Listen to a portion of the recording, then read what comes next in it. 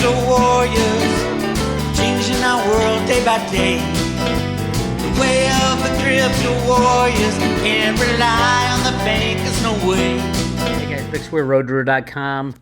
Just out. Here comes more supply chain chaos. U.S. ban on Xinjiang imports starts today. You can't make this up. It's as if the United States of America is trying to destroy the economic system. Of course they are. So the U.S. is now banning products coming from the Uyghur province because of the what do they call it? Internment camps, forced labor, all that stuff, which is all true. At this point in time, probably the worst time in U.S. history to ban goods coming in when we're seeing hyperinflation. This is like double hyperinflation. I mean, if you're wondering, so what? What does the president do? What does the administration do? This is how much harm can come from a stolen election. You know all the reasons. But now this is truly ramping things up. Wait till Biden goes to Saudi Arabia mid-July and gets turned away. And then you'll see $15 oil, $15 gasoline by September. That's my prediction. I'm sticking to that.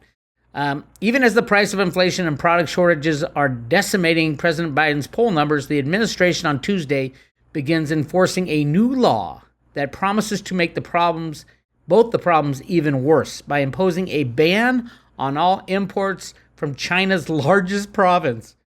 You can't make this stuff up. Effective June 21st, the Biden-backed Uyghur Forced Labor Prevention Act will impose a guilty till proven innocent regime that bars all imports from China's Zhejiang province unless business prove their products are not made with forced labor. Otherwise, their shipments will be targeted as commanding high priority for seizure by U.S. customs agents. Why would they ship any products to the U.S. if the U.S. is going to seize them? China had previously said that it would retaliate, but gave no specifics. And there's something in here. According to another CCP guide providing that a product wasn't made with forced labor might require the creation of supply chain maps and gathering of affidavits. They're not going to do it. Hey, if the United States doesn't want to import products from China, Biden has made it impossible. China has 1.2 billion people. They don't need to export anything. And we give them these crazy pieces of paper called fiat money. Why do they give a shit about those either? This is all happening on purpose. I hope everybody has their shit out of the banks. Nothing in the banks. Now let's talk about oil. I talked a little about it this morning, and here was Biden today. This is just shocking. Listen to this. Yes. A question on the Chevron CEO's complaint today. He said that your administration has largely criticized the oil and gas industry and at times vilified it, and that the administration would need to take a change in approach in order to make progress on reducing energy prices and to increase supply. Do you have a reaction to that, sir? He's mildly sensitive. I didn't know they'd get their feelings hurt. Look, we need more refining capacity. Okay. First of all, you don't poke the oil and gas companies in the eye when it's your fault. And then he says we need more refining capacity. You know how long it takes to build a refinery? At least 10 years. 10 years. And you need a stable government with sound energy policies so that you can invest that kind of money to build a refining. There hasn't been a refinery built in the United States in I don't know how long. And now Russia isn't shipping out all their refined forms of oil derivatives, meaning propane, natural gas, all that stuff, gasoline, diesel, all that stuff that comes from oil can't be made. But listen to what he goes on to say. He says they need to expand refining capacity. Okay, Joe. And then listen to what he says. I'll go back a little bit here. I didn't know they'd get their feelings hurt. Look, we need more refining capacity. This idea that they don't have oil to drill and to bring up is simply not true. This piece of the Republicans talking about Biden shut down fields, wrong. 9,000 of them, okay? So then we ought to be able to work something out whereby They're able to increase refining capacity and still not give up on transitioning to renewable energy. Like, none of that solves any problem within the next 5 years. None of it. And check out what Jean-Pierre, oh my God, this woman, I would feel sorry for her if she didn't play her such the victim in the he, she, me, it movement. But listen to her answer to this one. More here in the U.S. though. Because we don't need to do that. What we need them to do is with the oil. Do you hear that? Drill more here in the U.S. Why don't you drill more here in the U.S.? Because we don't need to do that. What we need them to do is with the oil that's out there, we need them to refine that oil so that the capacity could go up and then prices would go down. Okay. They can't refine any more oil. All the refineries are at max capacity.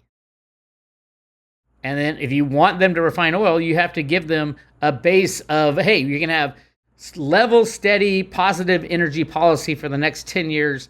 Then someone could start building in a refinery. But even in the Biden administration, the EPA would never let it happen. This is just insanity. I love the follow-on question. Listen to this. Inherently go down. And so I know the president once said that he was going to end fossil fuel. Is that now off the table?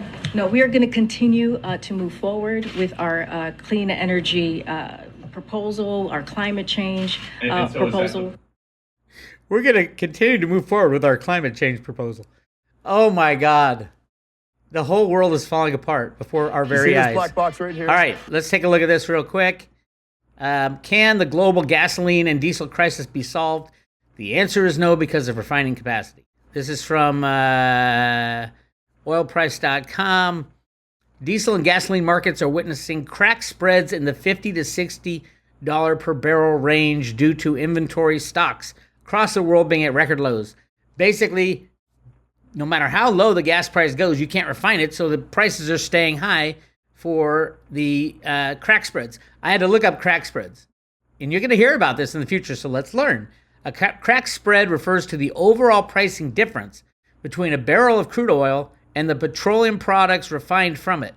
It is an industry-specific type of gross processing margin, the crack being referred to as an industry term for breaking apart crude oil into component products, including gases like propane, heating fuel, gasoline, light distillates like jet fuel, immediate distillates like diesel fuel, heavy distillates, and grease. Those are the things you make from, well, you make a lot of other things, but that's what you crack oil into those specific things, and then you can make products with it. You can make fertilizer, you can make plastics, you can make a zillion different things.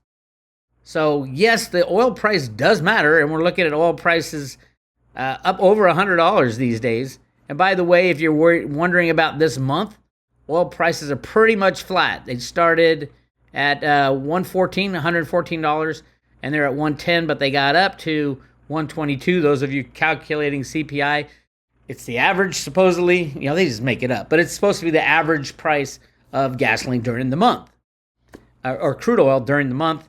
So crude oil looks like it'll be flat, but crude oil is not part of CPI. Gasoline is, and heating fuel is, and other things are, but crude oil specifically is not part. So what is going on with gasoline? We know what's going on. Here it is right here. The price of gasoline continues to go up. It's up 10% since the beginning of June. Could we get 15 or 20% jump in the price of gas, which all gets added to the CPI? I don't know. We'll find out soon. Again, it's all being done on purpose. The plan is to destroy everything and then restart the system. You should have silver and good cryptos in your own possession only, nobody holding your assets, and a little cash to last the few months of chaos. A little bit, not too much. I mean, and if you're going to hold cash, truthfully, I'd hold it in coinage. U.S. coinage is completely different than Federal Reserve notes. When the FDIC is called to come into play, they're going to give out Federal Reserve notes. They're not going to give out U.S. dollars. There'll be a new U.S. dollar, probably gold or silver backed. Not backed. Probably gold and silver coin. Because you can't have a backed currency because no one would trust the people backing it. As if Biden raised his hand and says, oh, we have 8,000 tons of gold. We're going to back the dollar by it. No, you can't cash it in. We just have it. Don't worry. We told you we had it back in the 50s. We haven't looked at it since. It's still there. Trust me. Is there anybody you're going to trust in that world? No. There's no Nesra. There's no Gestra. There's no quantum financial system. There's no XRP going to save the world. It's all bullshit. We're going to go back to what the Constitution says because nobody has to decide that. Other than us saying, yes, we still have a Constitution in place. Gold and silver as money. And by the way, there's a freaking shitload of gold out there. 10 times what Jeffrey Christian will tell you. So if you're deciding between gold and silver, it is an absolute no-brainer of a lifetime, especially at 85 to 1. No-brainer of a lifetime. You shouldn't hold any gold at all, in my opinion. If you like gold, you love silver, and why invest in something you like as opposed to something you love? Silver is massively undervalued, 42% of its 1980 high, whereas gold is 250% of its 1980 high. Derivatives off the charts in silver, whereas gold, yeah, there's some. This is the no-brainer of a lifetime, the chance of a lifetime for you to profit off the criminality of the system. This is Bix Weir, roadrunner.com. I'll talk to you later.